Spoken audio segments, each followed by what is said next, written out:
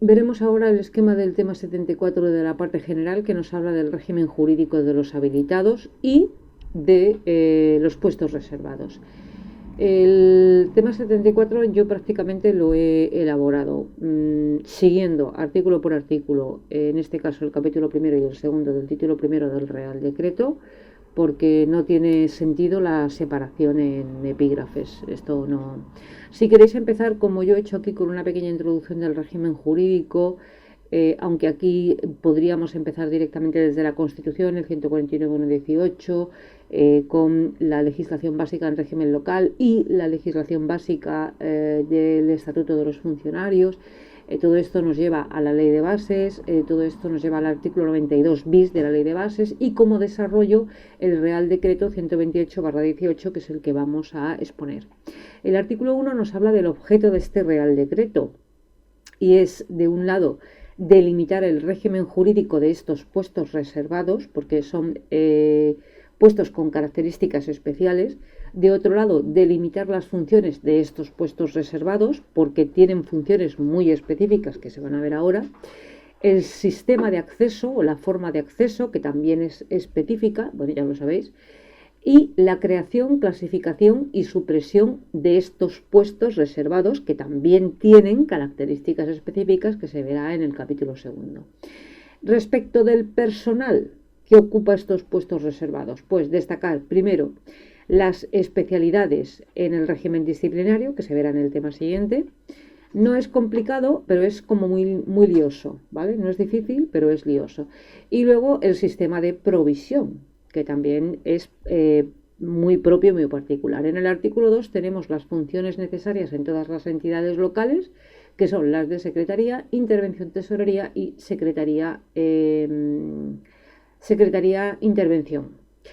Bueno, lo he puesto aquí abreviado.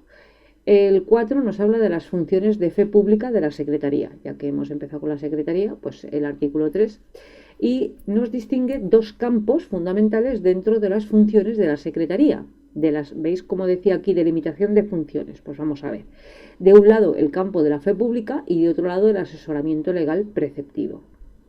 Dentro de la fe pública entra la elaboración o la asistencia, vamos a dejarlo así, la asistencia al presidente o a la figura jurídica que corresponda, la elaboración del orden del día de aquellos órganos colegiados cuyas decisiones tengan carácter vinculante tanto ad extra como ad intra. Pueden tener carácter vinculante ad intra, por ejemplo, el Consejo de Gobierno. El Consejo de Gobierno, la Junta de Gobierno. Después, tiene también como función la notificación de las convocatorias de las reuniones que lleven a cabo los órganos colegiados. De otro lado, la custodia de los expedientes que deben acompañar al orden del día, sobre todo en el caso del Pleno, porque en la Junta de Gobierno sí que es verdad que es, digamos, de ahí, de donde salen los antecedentes y el expediente que luego se elevará al Pleno. Entonces el expediente puede no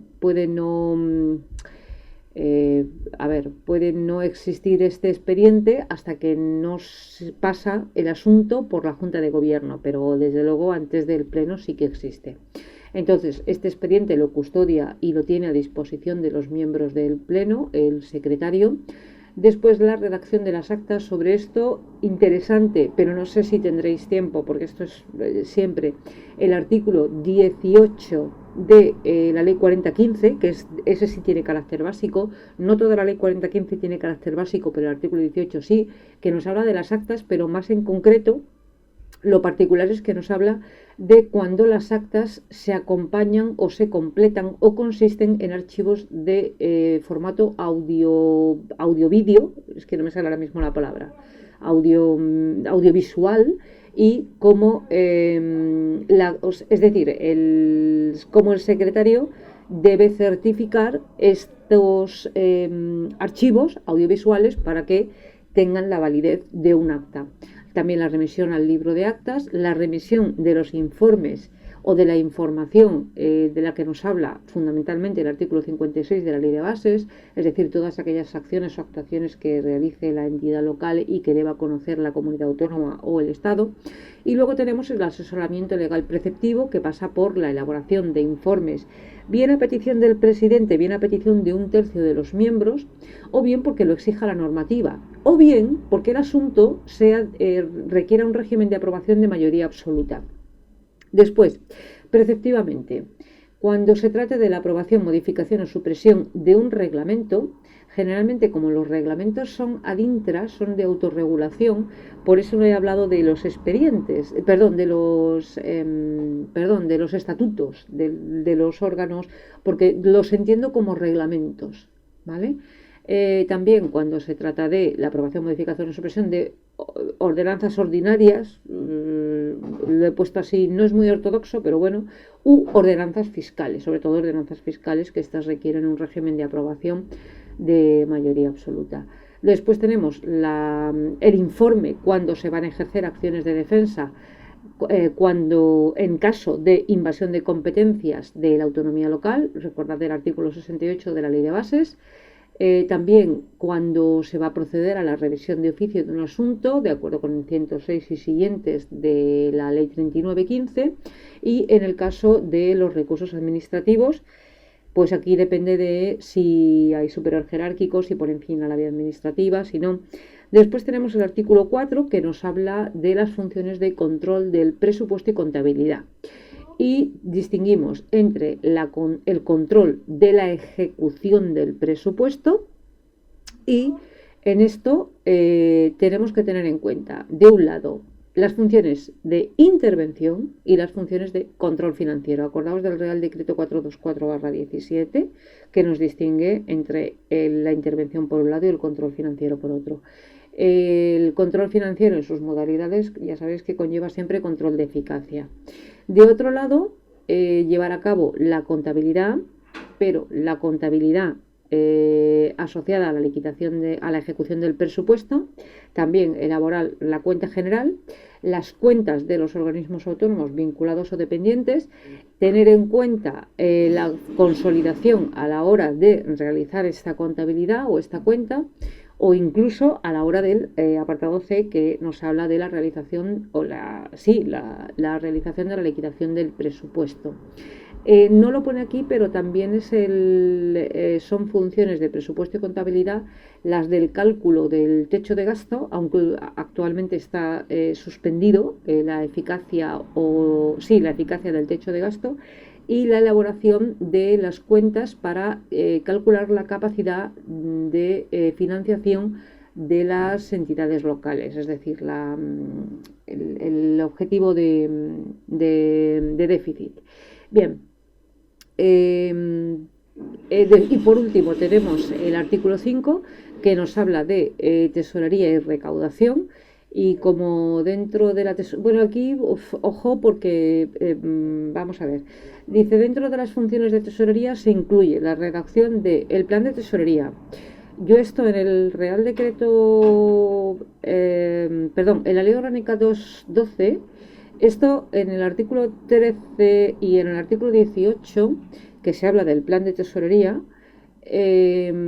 para casos de morosidad comercial, se atribuye esta función al interventor. Entonces, si el interventor y la tesorería están en la misma... Bueno, no sé, prefiero no meterme. Los informes de morosidad. Esto también en la Ley Orgánica 212 se atribuye al interventor. Porque es que lo dice. Artículos 13, lo buscáis, artículos 13 y 18. El Plan Anual de Control Financiero, artículo 31 de la...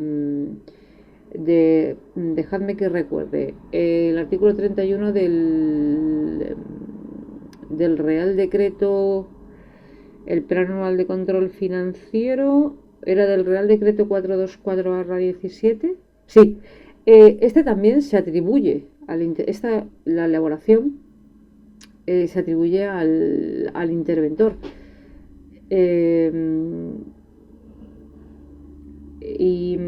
Y además luego dentro de la ley orgánica, estaba recordando, dentro de la ley orgánica 212, en la disposición adicional cuarta, que se habla de la obligación del plan de tesorería, también se habla de la figura del interventor. Bueno, entonces, bueno, yo ahí lo dejo y pues eso, yo ahí lo dejo. Y después, funciones de gestión y recaudación, lo más destacable es que es quien tramita el procedimiento de apremio. Sabéis que el procedimiento de apremio es un procedimiento administrativo que se inicia mediante una diligencia que es la providencia de apremio. Y esta es documento público, que es la que da lugar al procedimiento de apremio, que finalizará con la ejecución de los bienes sin concurso de los órganos judiciales. Y esto lo hace el tesorero. Puestos reservados. Bueno, pues tenemos en el artículo 6 los puestos reservados. Ya hemos dicho que son los del artículo 2, estos que veis aquí. La denominación, clasificación y características se hace por RPT, pero esto lo regula normativa autonómica. Y luego la asignación de otras funciones a las personas que ocupan los puestos o a los puestos y por ende a las personas que ocupan los puestos, mejor dicho, al puesto, o sea, la asignación de funciones al puesto que terminará desempeñando una persona, pueden hacerse asignación de otras funciones que no son las contenidas en el artículo 3, 4 y 5 por el presidente con el acuerdo del pleno, pero tiene que constar en RPT, porque si no consta en RPT estamos hablando de una acumulación temporal de funciones, que esto se veía en las formas de provisión, y esto con los funcionarios habilitados es un tema muy delicado, ¿vale? Porque son puestos reservados. Bien. Respecto de la secretaría, bueno, decir que debe existir o existe o debe existir un puesto de secretaría en todas y cada una de las entidades locales, incluyendo las supramunicipales. Independientemente de que luego la legislación o la normativa autonómica establezca determinadas situaciones en las que cabe alguna otra solución varia en función de la normativa autonómica del Estatuto de Autonomía. Más la Secretaría es quien ejerce la función de Junta Electoral de Zona. Esto ya sabéis para lo que sirve. Fundamentalmente, no solo, pero fundamentalmente para recibir el recurso contencioso electoral, que luego remitirá a la provincial, a la Junta Electoral Provincial, y luego irá directamente al contencioso.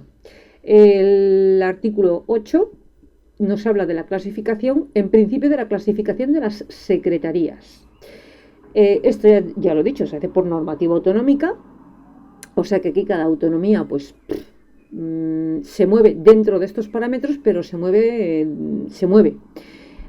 Categoría primera, más de 20.000 habitantes o poblaciones de más de 20.000 habitantes. B, categoría segunda, poblaciones entre 5.001 y 20.000 o entidades que no lleguen a 5.001, pero tengan un presupuesto superior a 3 millones de euros, y las de categoría tercera, que son aquellas que no cumplen ninguna de estas condiciones, con lo cual estas se desempeñarán por secretarios interventores. Nos dice el punto B, las entidades locales supramunicipales, ¿cómo se clasifican? Esto va por normativa autonómica, ¿eh? El tema de las comarcas, el tema de las mancomunidades, el tema de... Esto lo hace las áreas metropolitanas, esto lo clasifica la comunidad autónoma. También lo pongo aquí, C, puede existir entidades locales que tengan un incremento de población temporal y que soliciten que se le varíe la clasificación de la secretaría, o el supuesto opuesto, valga la cacofonía, en el que hay una entidad local que es posible que le corresponda a una categoría segunda, una secretaría de categoría segunda, pero dado que por cualquier razón no existen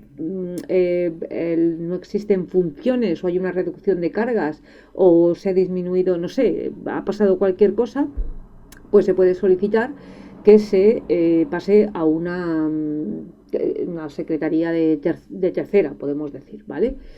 El artículo 9 nos habla de la figura de las agrupaciones. Ya sabéis que esto entra en juego cuando una o varias entidades, al menos dos o más entidades locales no pueden sostener per se un puesto cada una de ellas de secretaría. Entonces lo que hacen es sostener un puesto por agrupación, las que sean, una, dos, tres, no una, qué fallo, dos, tres, ya cuatro me parece mucho, pero bueno.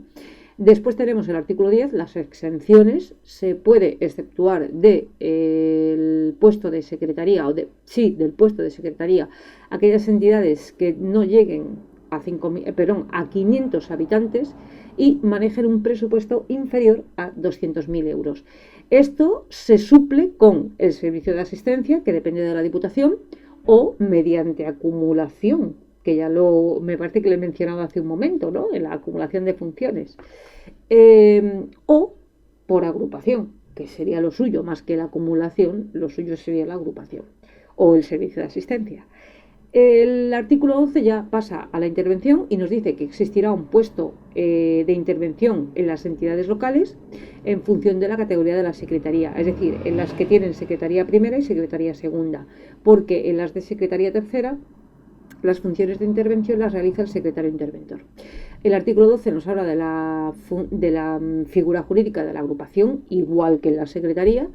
En el 13 se habla de la clasificación, igual que en la secretaría, que en la secretaría, las de primera. O sea, cuando tenemos una secretaría de primera, pues tenemos una intervención de primera. Cuando tenemos una secretaría de segunda, una intervención de segunda.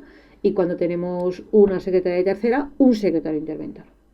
Y luego tenemos el 14, la tesorería, que estos, en principio, solo existe la obligación de un puesto de tesorería cuando estamos hablando de secretarías de primera o segunda. Se supone que las de tercera, las funciones las realizan el secretario interventor y cabe agrupación. Vale, también. Y por último, el 16, que nos habla del servicio de asistencia para esas entidades locales eximidas de las que hablaba el artículo 10 y que lo coordina la Diputación.